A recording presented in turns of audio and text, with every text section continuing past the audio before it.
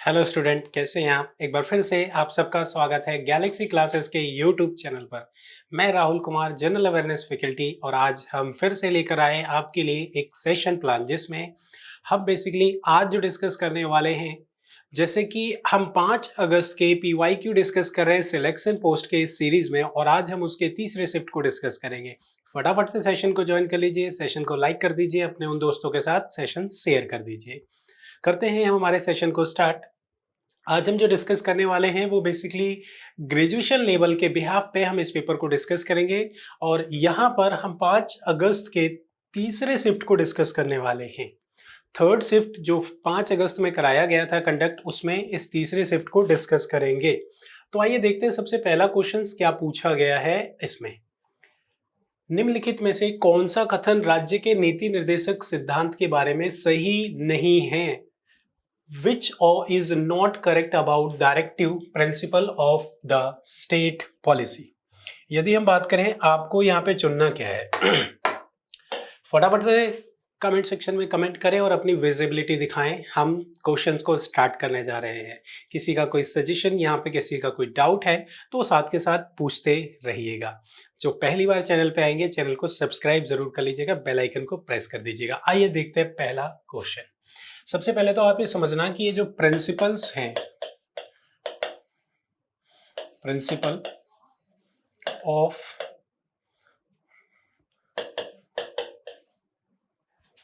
Directive,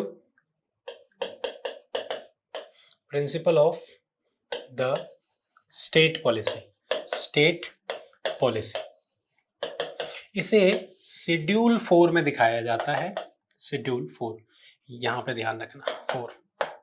दूसरी चीज, article 36 से लेके 51 तक इसे डिफाइन किया गया है। अनुच्छेद 36 से लेके 51 तक इसमें डिफाइन किया गया है। अब हमें इसके स्टेटमेंट को पढ़ना है। क्या पूछा गया है? इनकी 4 स्टेटमेंट, और उनमें से वो कौन से स्टेटमेंट जो बेसिकली इसके लिए सही नहीं है उसे चुनना है। पहला उल्लेख, इनका उल्लेख के संविधान भाग 4 में किया गया है। बिल्कुल, यहाँ पे भी हमने बताया पार्ट 4 में किया गया है। अगला समझना, ये भारतीय संविधान की एक नवीन विशेषता है, ये भी बिल्कुल सही है।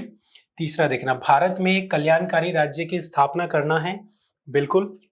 चौथा देखो, यहाँ पे क्या बोला गया है, ये प्राकृतिक में न्याय संगत है। They are justiciable in nature, they are justiciable in nature. तो बेसिकली आपके लिए यहाँ पे जो इसमें आर्टिकल्स में इसके बारे में डिफाइन नहीं किया गया है। तो भाई, जिसने भी इस पहले क्वेश्चन का यानी 26 क्वेश्चन का आंसर डी चुना है, उसका बिल्कुल करेक्ट आंसर है। अब देखेंगे हम हमारे दूसरे क्वेश्चन को। सेकंड क्वेश्चन, या फिर जैसे हम कह सकते हैं 27 क्वेश्चन। क्या पूछा गया है, इसको पढ़ते हैं। दूरी बढ़ने पर किसी चालक में दी जाने वाली धारा द्वारा उत्पन्न चुंबकीय क्षेत्र क्या होता है? यदि आपसे पूछा जाए कि दूरी बढ़ने पर किसी चालक में दी जाने वाली जो धारा द्वारा उत्पन्न चुंबकीय क्षेत्र वो क्या होगा? स्टॉप हो जाएगा, या फिर इंक्रीज हो जाएगा, या फिर डिक्रीज हो जाएगा? क्या हो जाएगा? डिक्रीज हो जाएगा। ऑप्शन सी इस क्वेश्चन का आंसर बिल्कुल सही है। अब देखते हैं किसने क्या कमेंट किया है। तो जिसने भी आपने ऑप्शन सी को चुना है, उन सभी का ये क्वेश्चन बिल्कुल करेक्ट है, बिल्कुल सही है। दूरी बढ़ने पर किसी चालक में दी जाने वाली धारा द्वारा उत्पन्न चुंबकीय क्षेत्र क्या हो जाता है? दूरी बढ़ने पर वो बेसिकली डिक्रीज होने लग जाता है। चुंबकीय क्षेत्र वो क्या होने लग जाएगा? डिक्रीज होने लग जाएगा। ये तो ऑब्वियस सी बात है, आपने बचपन में बहुत बार देखा होगा जब चुंबक को आप इस तरीके से अटैच करते हो, नॉर्थ पोल साउथ पोल, जिसमें वो चुंबक अटैच होता है। नेक्स्ट है हमारा 28 क्वेश्चन, और इसमें पूछा गया है बेसिकली केंद्रीय बजट में ये जो डिफाइन किया गया था PLI, इसकी फुल फॉर्म पूछी गई है बस, और कुछ नहीं। ये बेसिकली करंट अफेयर का क्वेश्चन है, तो इसके पूछे जाने के चांसेस बिल्कुल भी नहीं है। इवन फिर भी आप इसकी फुल फॉर्म तो बिल्कुल याद रखिए, ध्यान रखना। आपसे पूछा गया केंद्रीय बजट 2021 और 22 में, 21 और 22 में, केंद्रीय बजट 2021 और 22 में विनिर्माण के 13 प्रमुख क्षेत्रों के लिए PLI योजना की घोषणा की गई है, और इस PLI का पूरा नाम बताना है आपको। 2021 और 22 के अकॉर्डिंग ये जो PLI है, इसका नाम क्या है? इसका नाम क्या है? इसका नाम है प्रोडक्शन लाइसेंस इंडेमिनिटी। ये क्या लिखा है? Performance linked, performance liability, production licence indemnity. तो बेसिकली यहाँ पे ध्यान रखना, लाइसेंस देने के इस प्रोसेस को स्टार्ट किया गया है किसके थ्रू, तो यहाँ पे ये केंद्रीय बजट में इसे डिफाइन किया गया था, केंद्रीय बजट में इसे डिफाइन किया गया था। मैन्युफैक्चरिंग यूनिट में लाइसेंस प्रोसेस को इजी बनाने के लिए इसको स्टार्ट किया। 28 क्वेश्चंस को एक बार हम पढ़ते हैं ना फटाफट देखें। सोलर पीवी मॉड्यूल को डिफाइन करने के लिए बी के बाद ये सी और के उसके बाद डी, देखो क्या बोला गया है, performance link incentive. Performance link incentive, इसका फुल फॉर्म क्या है, परफॉर्मेंस लिंक इंसेंटिव। इसका मतलब क्या है, सबसे पहले आप देखो यहाँ पे इसने बोला गया है की sector of manufacturing starting for fiscal year 2021 has been announced from the PLI। भाई यहाँ पे ये जो सोलर पीवी मॉडल है, इसको इंक्रीज करने के लिए हमारे इंडिया में जो बड़े बड़े सोलर प्लांट है उसके आयात को यानी इंपोर्ट की निर्भरता को कम करने के लिए इसको स्टार्ट किया गया है। फुल फॉर्म इसकी लिख लीजिएगा। आंसर क्या सही होगा, बिल्कुल सही होगा ऑप्शन नंबर डी। फटाफट से देख लीजिएगा, ऑप्शन नंबर डी जिसने भी चुना है उसका ये आंसर बिल्कुल सही है। अगला क्वेश्चन देखेंगे हम, 29वां क्वेश्चन, 29वां क्वेश्चन।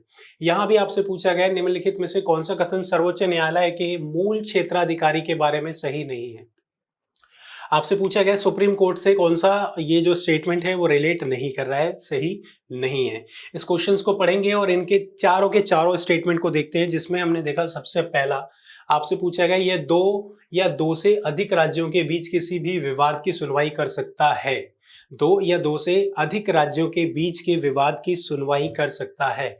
कौन सा कथन सर्वोच्च न्यायालय के मूल क्षेत्राधिकारी के लिए बिल्कुल भी सही नहीं है, तो ये बिल्कुल सही है, ध्यान रखना ये बिल्कुल सही है। अब हम दूसरे ऑप्शन की ओर बढ़ते हैं, वो क्या है, इसमें इसने पूछा है यह भारत सरकार और राज्यों की सरकार के बीच वाणिज्य प्रकृति के समन्वय विवाद की सुनवाई करता है, बिल्कुल करता है, ध्यान रखना ये भी सही है। अब यहाँ पे तीसरा क्या पूछा गया, यह गवर्नमेंट ऑफ इंडिया और एक या एक से अधिक राज्यों के बीच किसी भी विवाद की सुनवाई कर सकता है। क्षेत्राधिकार के ध्यान पे यहाँ पे देखना है। और चौथा ऑप्शन देखो यहाँ पे क्या बोला गया है, यह एक तरफ गवर्नमेंट ऑफ इंडिया और किसी भी राज्य या राज्यों और दूसरी तरफ एक या एक से अधिक। तो यहाँ पे ध्यान रखना ये तीनों चीजें सही हैं, इसका मतलब इसका आंसर क्या हो जाएगा, ऑप्शन सी। इस 29वें क्वेश्चन का आंसर जिसने भी ऑप्शन सी चुना होगा बिल्कुल सही आंसर है इस क्वेश्चन का। भाई ध्यान रखना यहाँ क्या पूछा गया है, कौन सा सर्वोच्च न्यायालय के मूल क्षेत्राधिकारी के बारे में सही नहीं है। तो यहाँ जब हम सी ऑप्शन को पढ़ते हैं, जब इस सी ऑप्शन को पढ़ते हैं तो आपको देखो यहाँ पे क्या नजर आ रहा है, ये वो बता रहा है कि it can hear ordinary dispute of commercial nature between the government of India and the state.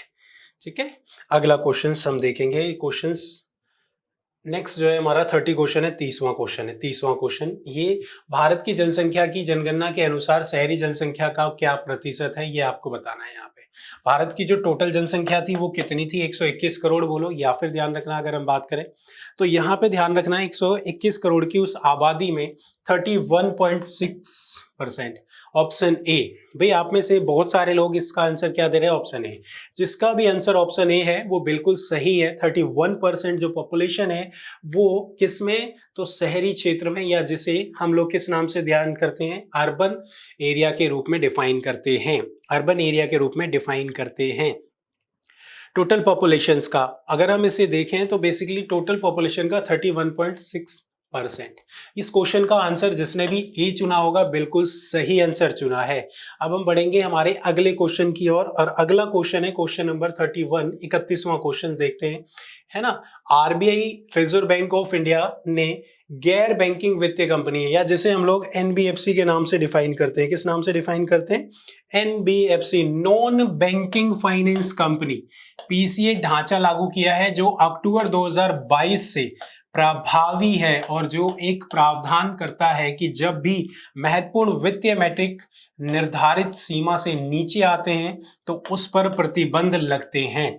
जिसमें इस पीसीए का क्या मतलब है आपको ये बताना है, promote coordinate action, promote cooperative action, या फिर फेज कोऑर्डिनेट एक्शन, या फिर पास्ट कॉर्पोरेटिव एक्शंस। इसका फुल फॉर्म आपको बताना है क्वेश्चन नंबर 30 का। यहाँ पे क्या आंसर होगा, फटाफट से बताएं इसका आंसर क्या होगा। प्रमोट कॉर्पोरेटिव ऑक्शंस, क्योंकि ये कॉर्पोरेटिव की बात की जा रही है, ध्यान रखना। तो इस तरीके से इसका आंसर बिल्कुल चुन लीजिएगा। ऑप्शन नंबर बी इसकी फुल फॉर्म है, ऑप्शन नंबर बी इसका सही आंसर है 31st क्वेश्चन का। नेक्स्ट हम देखेंगे 32 क्वेश्चन, 32वां क्वेश्चन। आ जाओ भाई 32वां क्वेश्चन। तो इस 32वें क्वेश्चन का आंसर फटाफट से कमेंट करो। इसमें पूछा गया है, देश ने जमींदारी थानेदारों के स्थान पर दरोगा प्रणाली को शुरू किया था। वो कौन थे जिन्होंने दरोगा प्रणाली को स्टार्ट किया था, दरोगा सिस्टम को स्टार्ट किया था, जमींदारी थानेदारी को छोड़कर एक नई सिचुएशंस क्रिएट की या एक ऐसी स्थिति क्रिएट की जिसे इन्होंने क्या नाम दिया, तो बेसिकली इन्होंने इसे दरोगा प्रणाली के नाम से स्टार्ट किया, जो सीधे जिला प्रमुख के नियंत्रण के साथ उसके पेरोल पर होता है, उसके पेरोल पर होता है। इसे लॉर्ड मिंटो, लॉर्ड कॉर्नवालिस या फिर लॉर्ड हेस्टिंग के द्वारा स्टार्ट किया गया था, या फिर ध्यान रखना इसका क्या है आंसर, ये आपको बताना है कमेंट सेक्शन में। फिलहाल आप ध्यान रखना इस क्वेश्चन का आंसर क्या हो जाएगा, लॉर्ड कॉर्नवालिस। 786 से लेके 793 तक, 793 तक, 786 से लेके 1793 तक ये इसका टेन्योर था। लॉर्ड कॉर्नवालिस के द्वारा यहाँ पे थानेदारों के स्थान पर दरोगा प्रणाली स्टार्ट किया गया था इनके द्वारा। 32 क्वेश्चन का आंसर आप में से जिसने भी बी दिया है वो बिल्कुल सही दिया है। नेक्स्ट हम देखेंगे 33 क्वेश्चन, 33वां क्वेश्चन।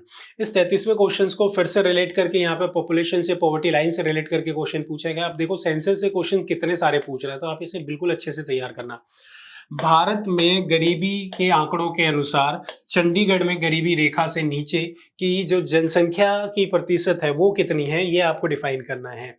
गरीबी रेखा से नीचे, तो यहाँ पे आप इसका आंसर बहुत इजीली बता सकते हो, क्योंकि सबसे ज्यादा जो इसमें दिख रहा है वो 21.81% है और यही है।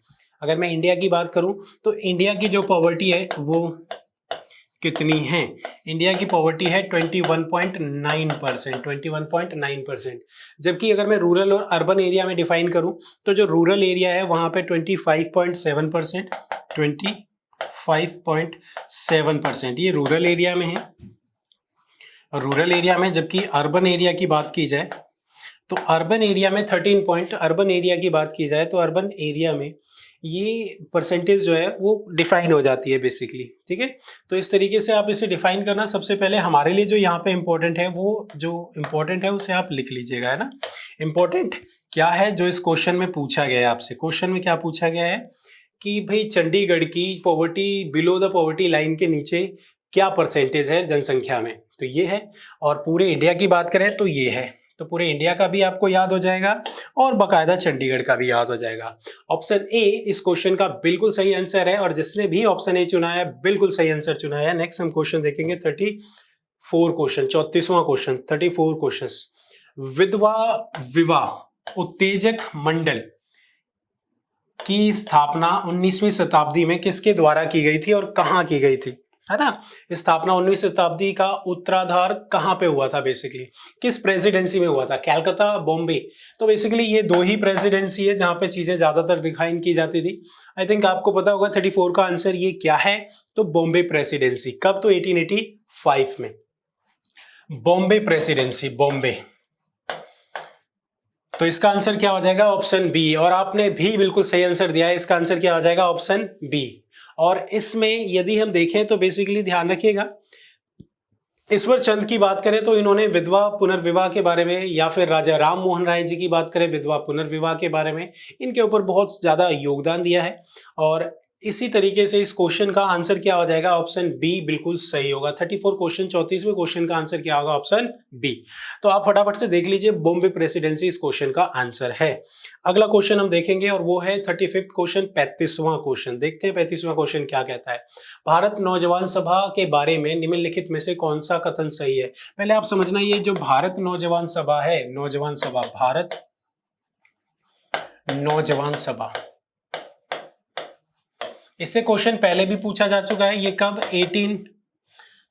1926 में सेटअप किया गया था, 1926 में सेटअप किया गया था। किसके द्वारा, भगत सिंह के द्वारा, भगत सिंह के द्वारा। अब इन स्टेटमेंट को पढ़ो। सबसे पहला स्टेटमेंट देखो, इसमें यहाँ पे क्या लिखा हुआ है, इसकी स्थापना 1927 में हुई थी, नहीं बल्कि 26 में हुई थी। तो इसका मतलब यही स्टेटमेंट यहाँ पे गलत है। कौन सा कथन गलत है? सी ऑप्शन बिल्कुल गलत है, क्योंकि इसकी स्थापना 1926 में हुई थी। भगत सिंह के द्वारा इसे सेटअप किया गया था, नौजवान सभा के नाम से इसे आयोजित किया गया था 1926 में। चलें भाई अगले क्वेश्चंस की ओर बढ़ते हैं। इसका आंसर सी था। नेक्स्ट है हमारा 36 क्वेश्चन, 36वां क्वेश्चन। इस 36वें क्वेश्चन को देखो, रीड करो और बताओ भाई इसका क्या है आंसर। आपसे पूछा गया किस विटामिन की कमी से जीभ में झुनझुनी, खून की कमी, त्वचा पर सफेद धब्बे, मुंह के छाले और सांस लेने में तकलीफ होती है। विटामिन के का इसका कोई मतलब नहीं है। यहाँ पे विटामिन ई का या B1 का भी मतलब नहीं है। इसका आंसर क्या हो जाएगा? ऑप्शन बी, B12 के कारण। ध्यान रखना यहाँ पे जो खून की कमी, त्वचा में सफेद धब्बे या फिर मुंह में छाले जैसी दिक्कतें क्रिएट होती है, B12 विटामिन की वजह से ऐसी समस्याएं उत्पन्न होती हैं, क्रिएट होती हैं। क्वेश्चन का आंसर क्या हो जाएगा? Option number B. दूसरा आंसर इसका बिल्कुल भी सही होगा, ध्यान रखना। तो आप में से 36 का आंसर बिल्कुल मॉडिफाई कर लेना। जिसने गलत दिया है तो वो 36 का आंसर बी लगा लीजिएगा। नेक्स्ट है हमारा 37 क्वेश्चन। सुल्तान इल्तुतमिश का वजीर इनमें से कौन था? सुल्तान इल्तुतमिश का वजीर कौन था? ठीक है, फटाफट से इस क्वेश्चन का आंसर करें। इल्तुतमिश का वजीर कौन था? इल्तुतमिश का वजीर कौन था? तो भाई इल्तुतमिश का वजीर कौन था? इसमें निजामुल मुल्क जुनैद या फिर सैयद फकरे मुदबिर। इस क्वेश्चन का आंसर बताएं भाई फटाफट से 37 क्वेश्चन। 37वें क्वेश्चन का आंसर आया क्या है भाई? निजामुल मुल्क जुनैदी। निजामुल मुल्क जुनैदी। क्वेश्चन का आंसर क्या है 37 का? Option C. अगला क्वेश्चन देखेंगे 38वां क्वेश्चन। निम्नलिखित में से किसने 4 जून 2021 में सेज की पहल शुरू की थी? सेज की पहल किसके द्वारा शुरू की गई थी? Ministry of education, NITI Aayog, ministry of women या फिर ministry of social justice and empowerment? Social justice and empowerment ministry के द्वारा इसे डिफाइन किया गया था। इस क्वेश्चन का भी आंसर क्या हो जाएगा भाई? फटाफट से इस क्वेश्चन के आंसर को चुने। 38 का आंसर हो जाएगा ऑप्शन सी। नेक्स्ट है हमारा 39 क्वेश्चन। बहुत इजी क्वेश्चन आया, ये आपसे पूछेगा भारत में कॉफी का उत्पादन सबसे उपयुक्त मिट्टी कौन सी है कॉफी के उत्पादन की? बताएं भाई सबसे उपयुक्त मिट्टी कौन सी है कॉफी के उत्पादन की? तो सबसे पहले आप ध्यान रखना, यहाँ पे अगर हम कॉफी की बात करते हैं तो सबसे ज्यादा उत्पादन, प्रोडक्शन जो होता है भारत में कर्नाटका में होता है। और यदि हम कंट्री की बात करें, वर्ल्ड की बात करें, तो वर्ल्ड के बिहार पे ब्राजील में इसका उत्पादन होता है वर्ल्ड में सबसे ज्यादा, जबकि कर्नाटका में सबसे ज्यादा होता है इंडिया में कॉफी का उत्पादन। और इसके लिए जिस मिट्टी को हमें चाहिए वो लेटेराइट मिट्टी होती है, यानी ऑप्शन सी इसका बिल्कुल सही आंसर है। हाँ भाई, कैसा यहाँ पे ध्यान रखना, इस क्वेश्चन का आंसर फटाफट से समझ में आ रहा है ना आप लोगों को? किसी को कोई डाउट है तो कमेंट सेक्शन में कमेंट कर सकता है। अगला क्वेश्चन देखेंगे 40 क्वेश्चन, 40वां क्वेश्चन। इस 40वें क्वेश्चन की बात की जाए, शकूर खान पंडित राम नारायण जिनके बारे में आपने बहुत बार सुना होगा, सारंगी वादक थे, ये ध्यान रखना। बाकी इनमें से किसी एक नाम को भी आपने सही से सुना होगा, बहुत अच्छे से आप इन क्वेश्चन को कर जाओगे। इसमें मैंने आपको यह भी समझाया था, वाद्य यंत्र से संबंधित एक क्वेश्चन जरूर आएगा आपके एग्जाम में, क्लासिकल डांस फॉर्म से क्वेश्चन आएगा या फिर सेंसस से क्वेश्चन। इन क्वेश्चंस को तो बिल्कुल रट लेना है, क्योंकि इनके तो क्वेश्चंस आपको दिखने ही वाले हैं और दिखेंगे डेफिनेटली। अगला क्वेश्चन देखेंगे, क्वेश्चन नंबर 41, 41वां question. Who is recognized as the founder of the Lucknow gharana? Mainly हम अगर बात करें तो ध्यान रखना है, इसके 3 घराने संबंधित है। पहला जिसे हम बोलते हैं, चलो लखनऊ घराना, फिर बनारस घराना,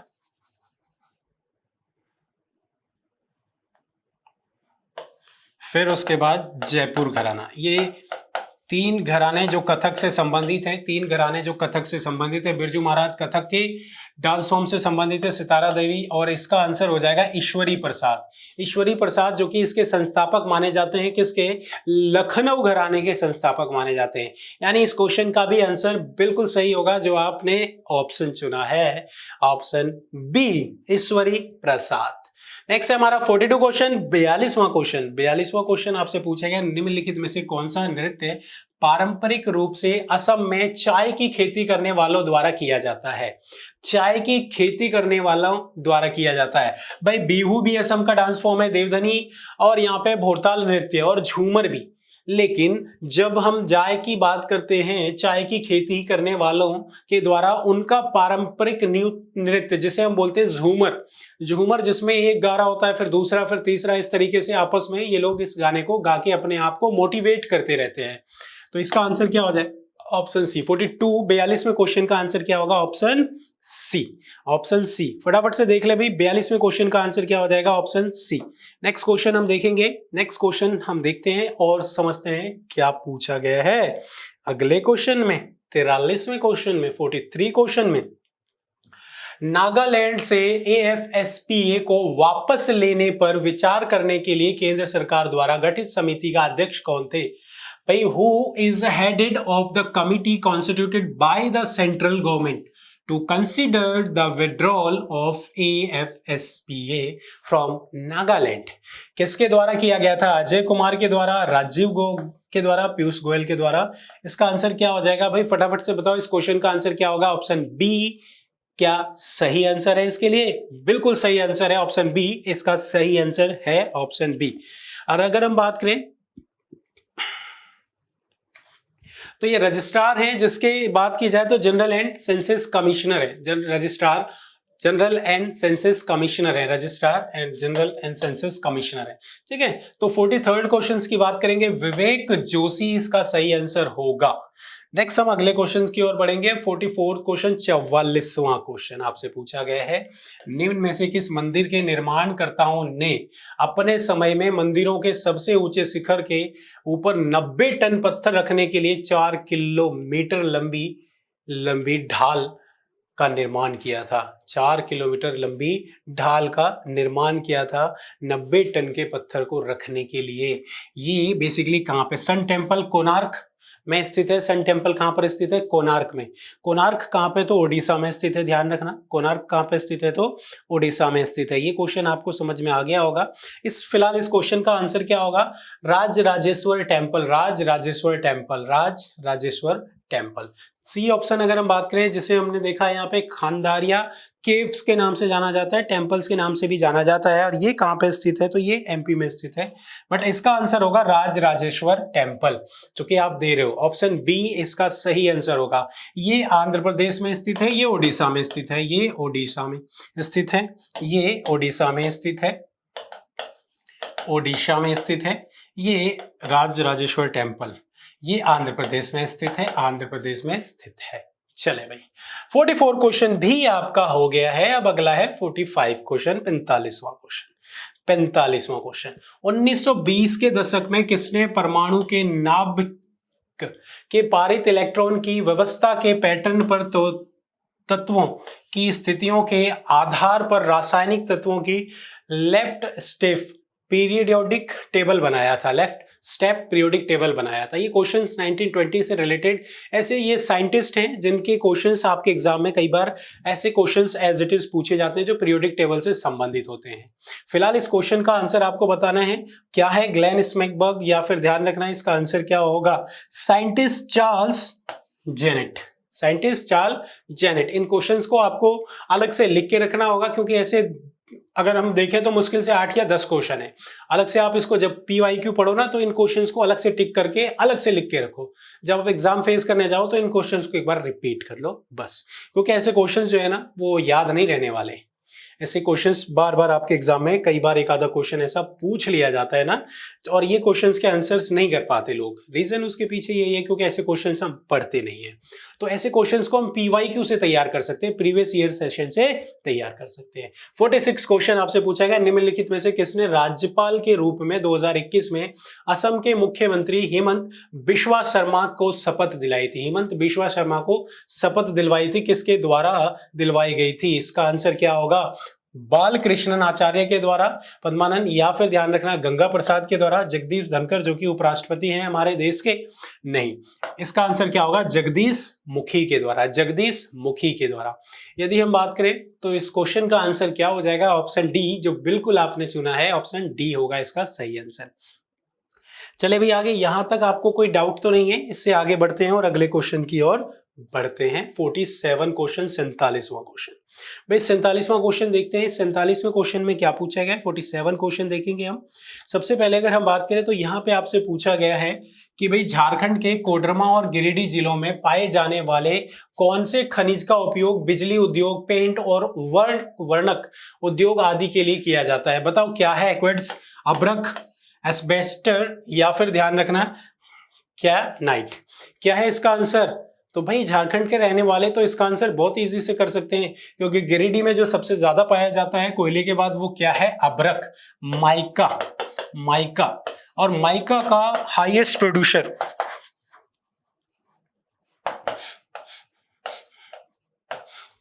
इंडिया में कौन है, आंध्र प्रदेश, आंध्र प्रदेश, आंध्र प्रदेश। तो ये क्वेश्चन है और इस क्वेश्चन का आंसर आप देख रहे हो। 47 क्वेश्चन का आंसर क्या होगा, ऑप्शन नंबर बी। फटाफट से इस क्वेश्चन को देखेंगे और इस क्वेश्चन के आंसर को नोट करेंगे। यहां तक आपको बिल्कुल क्लियर है। अगला क्वेश्चन है 48 क्वेश्चन, 48वां क्वेश्चन। 48वां क्वेश्चन जिसे आप रीड करें और इसका आंसर बताएं भाई क्या है। Who among the following is not appointed by the President of India? कौन है जो प्रेसिडेंट, भारत के राष्ट्रपति के द्वारा अपॉइंट नहीं किया जाता। एम्बेसडर एंड हाई कमिश्नर बिल्कुल अपॉइंट किया जाता है प्रेसिडेंट के द्वारा। एंड अगर हम लोग बात करें कंट्रोलर एंड ऑडिटर जनरल, जिसे हम कैग के नाम से डिफाइन करते हैं, जिसे हम कैग के नाम से डिफाइन करते हैं, जो ऑडिट करने का काम करता है, मिनिस्ट्रीज की ऑडिटिंग करता है, कैग डिपार्टमेंट मिनिस्ट्रीज की ऑडिटिंग करने का काम करता है। Attorney general of India Bharat के महान्यायवादी, और नेक्स्ट जो यहाँ पे दिख रहा है आपको, भारत के सोलिसिटर, यहाँ पे ध्यान रखना, सोलिसिटर, ये बेसिकली किसके द्वारा अपॉइंट किया जाता है, अपॉइंटमेंट कैबिनेट कमेटी के द्वारा, अपॉइंटमेंट कमेटी ऑफ कैबिनेट के द्वारा इसे अपॉइंट किया जाता है। और फिलहाल ये कौन है, तुषार मेहता।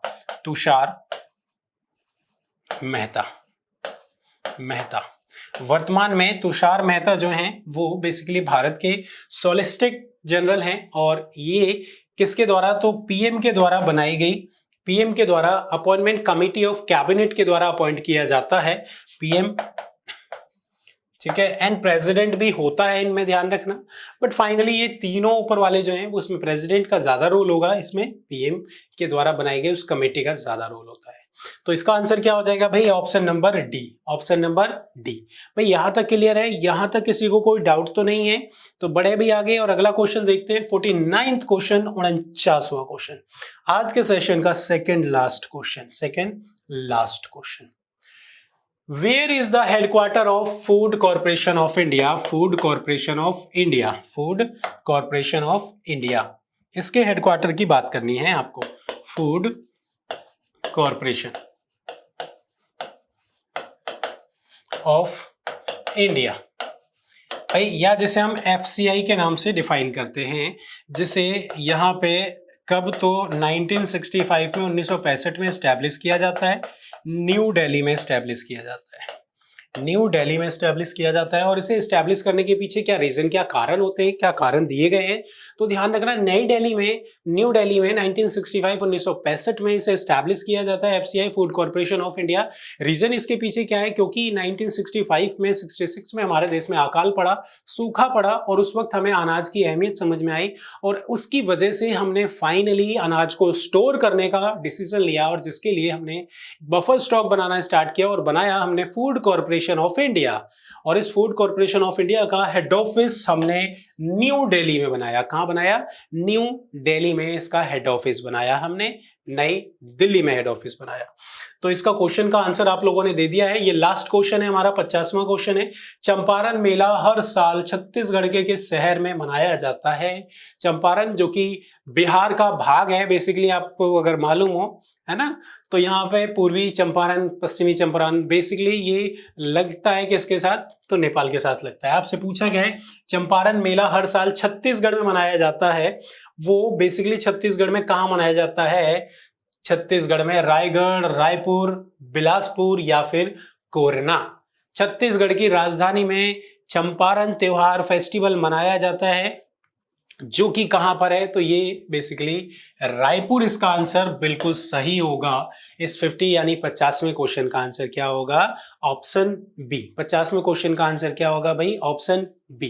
तो दोस्तों ये थे आज के 50 क्वेश्चन, यानी कि 50 में हमने क्वेश्चंस कितने किए हैं? 25 ही क्वेश्चन किए हैं, क्योंकि 26 से ये सेशन स्टार्ट हुआ है। तो आज हमने 5 अगस्त के थर्ड शिफ्ट को डिस्कस कर लिया है। कल फिर हम आएंगे लाइव और उसमें हम डिस्कस करेंगे।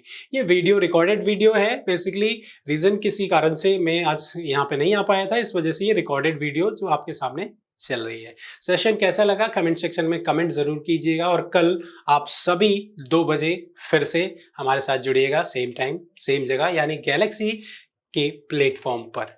आज के लिए बस इतना ही था, कल फिर मिलेंगे आपसे सेम टाइम सेम जगह। धन्यवाद।